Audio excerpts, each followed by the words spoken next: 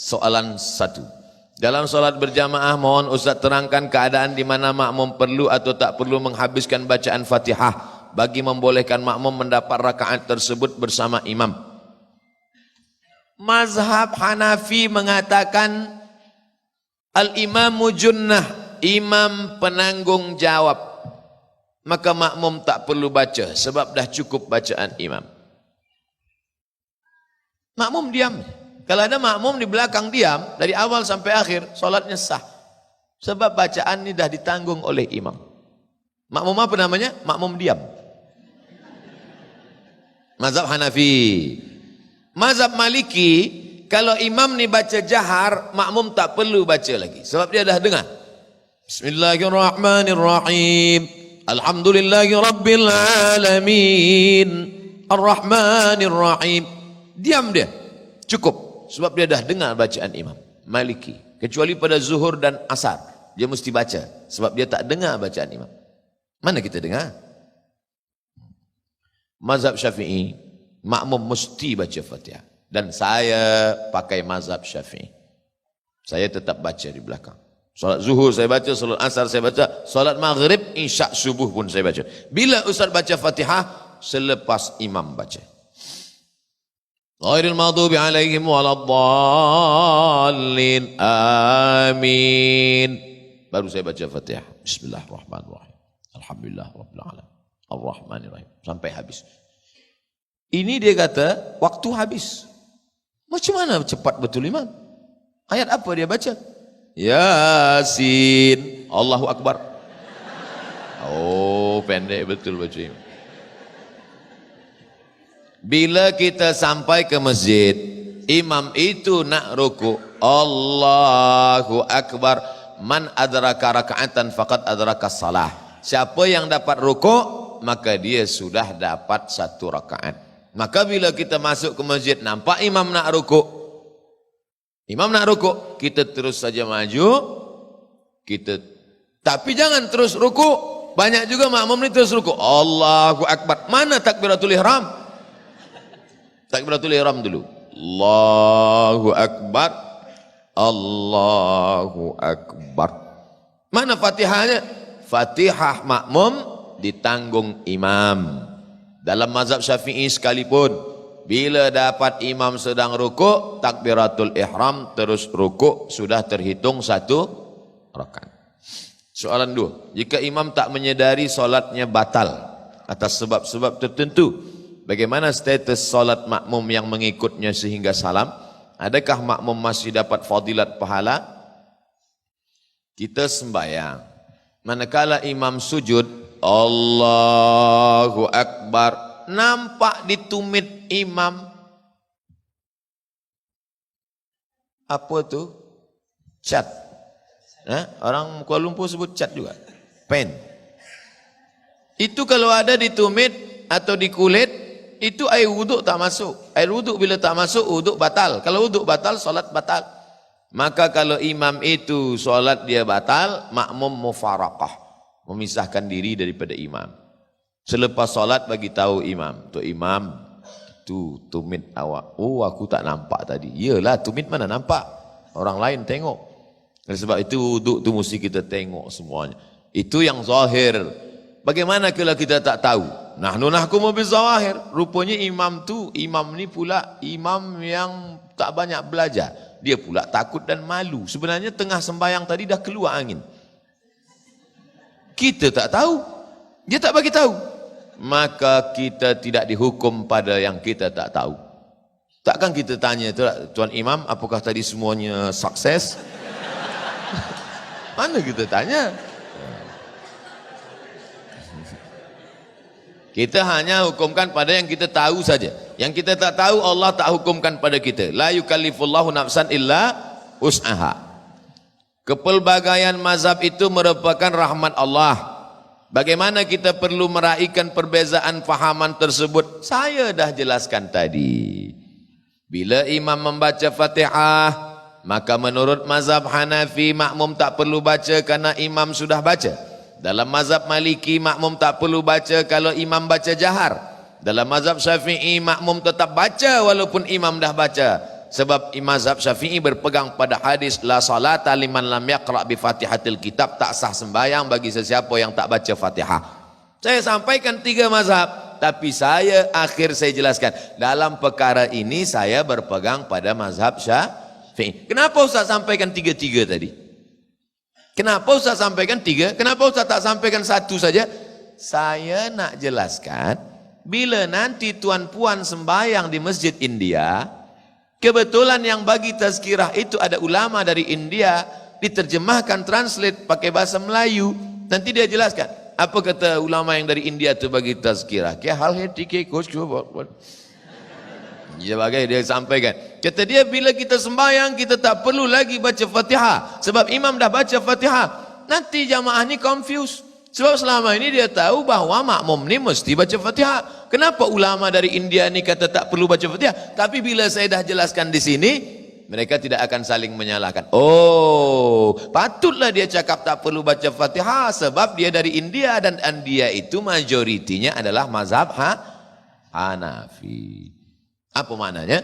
Dari maghrib ke isya 45 menit kaji fikah 4 mazhab. Yang kita amalkan tetap Syafi'i. Apa guna yang 3 ini? Supaya kita menghormati perbezaan kepelbagaian mazhab fikah. Saya alhamdulillah di Maghribi 2 tahun. Mereka mazhabnya Maliki. Di Kaherah pula masa tahun 1 belajar fikah kepada Syekh Najjar, Syekh Fatah Najjar. Mazhab dia Hanafi. Di kitab tu dia tulis, lelaki perempuan yang bersentuh kulit tak batal wuduk. Masa tu saya orangnya keras sikit. Buku tu masih ada di rumah. Saya tulis di situ, saya tak bersetuju. Dia cakap, lelaki dengan perempuan bila bersentuh kulit la yubut lamsur rajul lil mar'ah la yubutilul wudu. Saya tulis kecil di situ. La uwafik, saya tak setuju. Masa turun natijah memanglah gagal, tak lulus. Ulang balik tahun depan. Tahun depan jumpa dengan Syekh Dr. Rajai. Dia tulis, lelaki dengan perempuan bila bersentuh kulit batal. Inilah guru saya, kata saya.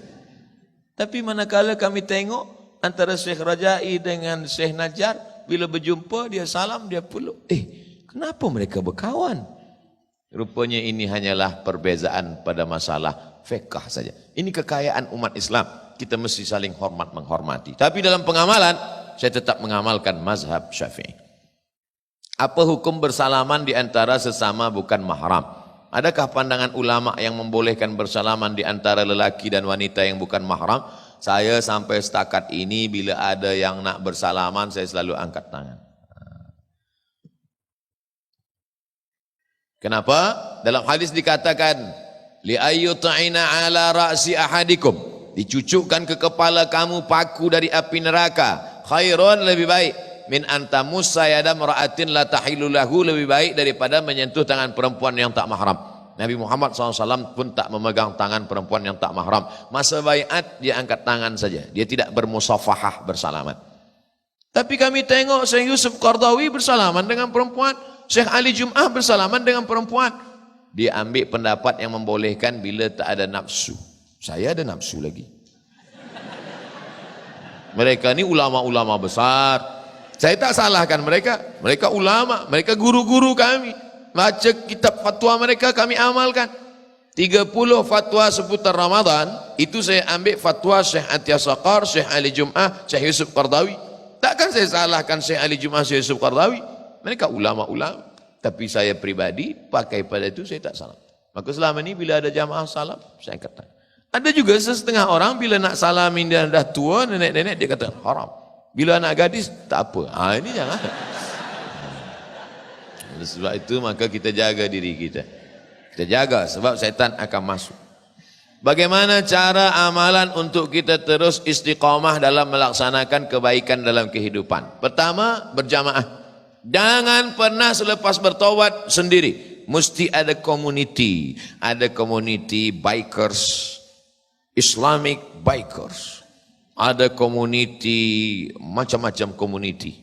Ada di Riau, di tempat saya bagi tazkirah, macam-macam community. Mereka ajak saya, Ustaz Somad, kita pergi ke sana naik ke motosikal. Okey, saya ikut. Sebab nak ikut komuniti mereka supaya mereka dekat lagi kepada agama Allah Subhanahu wa taala. Buat komuniti. Yang kedua, selalulah melihat orang mati. Sebab dengan melihat orang mati itu kita ingat mati insya-Allah. Man syahidal janazata hatta tusalla 'alaiha. Siapa yang menengok jenazah hingga disolatkan, lahu qirat, dapat pahala 1 qirat. Wa man syahidal janazata hatta tudfan. Siapa yang ikut menengok jenazah hingga masuk ke liang lahat, lahu qiratan, dapat 2 qirat. Apa 2 qirat tu ya Rasulullah? Mislul jabalainil azimaini, seperti 2 bukit Uhud. Masuk ke liang lahat, sambut jenazah, letakkan ke bawah. Yang belum pernah buat, buat. Rasakan. Naik ke atas, orang tanya, macam mana rasanya? Susah nak diungkapkan dengan kata-kata. Meleleh air mata. Saya letakkan jenazah itu ke dalam, dianjurkan supaya hidung itu dibuka, kain penutup muka ditempelkan, hidung ditempelkan ke tanah. Cuba kita bayangkan kalau kita lah yang menjadi itu. Masuk ke dalam lubang, hidung ditempelkan ke tanah, lepas itu ditutup dengan kayu, habis itu ditimbun, mereka semua balik dan kita sendiri dalam. Cuba bayangkan. Apa yang boleh menolong kita? Jamaah miti yang 1000 orang ni, ada tak yang nak mengawani saya agak semalam? Semua dah menggeleng. Oleh sebab itu maka sadarlah kita saat itu.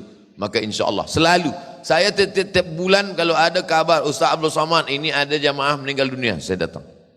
Sebab ada nasihat. Orang tak bagi nasihat pada saya. Saya jumpa pada Habib, Habib bagi saya nasihat. Cukup tu dah. Doktor bagi saya nasihat. Cukup sudah. Mana nasihat yang paling masuk ke telinga, ke hati? Nengok orang mati. Buka, tutup mukanya, cium. Sejuk. Macam ais. Saya selalu. Tapi yang cium ni sesama lelaki. Jangan bini orang pula cium.